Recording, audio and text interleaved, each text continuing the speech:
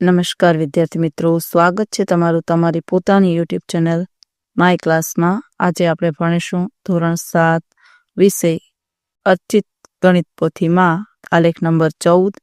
જો વિદ્યાર્થી મિત્રો સ્વાધ્યાય 3.3નો દાખલા નંબર 5 છે, પાઠ્યપુસ્તક પાના નંબર 58 ઉપર આપેલો છે.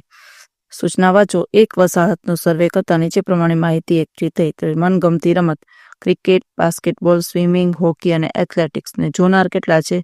તો ક્રિકેટ 1240 ને ભાગ લેનાર 620, બાસ્કેટબોલ 470 અને 320, સ્વિમિંગ 510 અને 320, હોકી 430 અને 250 ને એથ્લેટિક 250 અને 105.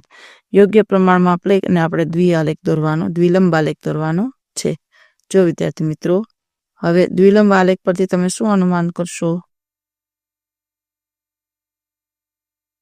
પ્રશ્ન પહેલો છે, દ્વિલંબ આલેખ પરથી તમે શું અનુમાન કરશો? તો લખો, દ્વિલંબ આલેખ પરથી કહી શકાય કે રમતમાં ભાગ લેનાર કરતા જોનારની સંખ્યા વધુ છે. એ જ પ્રમાણે બીજું, કઈ રમત સૌથી વધુ પ્રચલિત છે? તો ક્રિકેટ સૌથી વધુ પ્રચલિત છે. ત્રીજું, લોકોને રમત જોવી અને રમતમાં ભાગ લેવો બેમાંથી શું વધુ પસંદ છે? તો લોકોને રમત જોવી વધુ પસંદ છે. તો y અક્ષ પર પ્રમાણમાપ 1 એકમ બરાબર 100 લોકો આપણે લેવાનું છે. જો વિદ્યાર્થી મિત્રો, આ રીતે પ્રમાણમાપ તમે લખી શકો છો. 100 લોકો y અક્ષ પર પ્રમાણમાપ તમારે લેવાનું છે અને એક અક્ષ પર તમારે મનગમતી રમતના નામ લખવાના થાય છે. 100 થી લઈ અને 1300 સુધી તમે લખી શકો છો પ્રમાણમાપ.